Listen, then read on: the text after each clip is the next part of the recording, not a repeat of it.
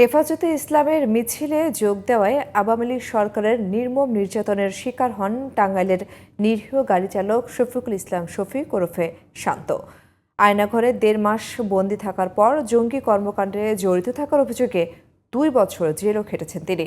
মিথ্যা মামলায় সবকিছু হারিয়ে সর্বশান্ত শফিক আত্মগোপনে ছিলেন ৮টি বছর। ৫ আগস্টের পর অনেকটাই স্বাভাবিক জীবনে ফিরলেও মামলা নিয়ে দুশ্চিন্তা কাটছে না তার। টাঙ্গাইল প্রতিনিধি মহিউদ্দিন সুমনের রিপোর্ট, জানাচ্ছেন কিরণ মুস্তফা। স্ত্রী ও এক সন্তানকে নিয়ে সুখেই দিন কাটছিল টাঙ্গাইল সদরের সদাল্লাপুর গ্রামের গাড়ি চালক শফিকুল ইসলাম ওরফে শান্তর। কখনোই ভাবেননি ফ্যাসিস্ট সরকারের রসানলে পড়বেন তিনি। আইন শৃঙ্খলা বাহিনীর ভাল থাবায় অন্ধকার নামে তার জীবনে।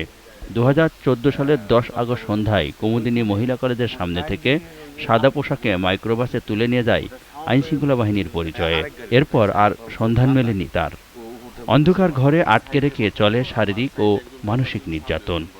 বসাইয়া সাথে সাথে আরেকটা রিভলভার মাথার এখানে ধইরে বললো যে একটা কথা বলবি, তোরে মেরে তোর লাশ যে বুড়িগঙ্গা নদীতে ফালাই দিব, তোর বাড়ির কেউই জানতে পারবো না, অতএব চুপচাপ বসে থাকবি, একটা কথা বলবি না, নো সাউন্ড। এখানে আর কোনো মানুষ বুঝার ক্ষমতা নাই যে ওইখানকার কষ্টটা কেমন। ৪২ দিন পর আয়নাঘর থেকে বের করে আমাকে ডিবির কার্যালয়ে নিয়ে যায়, মিন্টু রোড ডিবির কার্যালয়। ৪৪ দিন পর টেলিভিশনের পর্দায় শফিককে দেখতে পান তার পরিবারের সদস্যরা।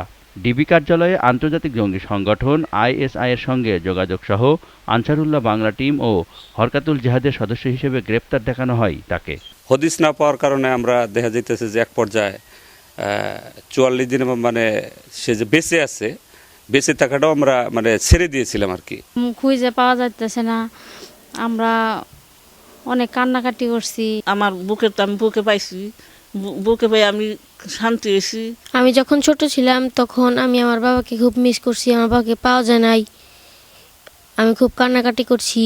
মিথ্যা মামলায় কারাগার থেকে মুক্ত হতে পৈতৃক ভিটা ও স্ত্রীর গহনা বিক্রি করে নিঃস্ব শফিক নতুন করে সংগ্রাম শুরু করলেও মামলা থেকে অব্যাহতি পাওয়া নিয়ে শঙ্কা কাটেনি তার।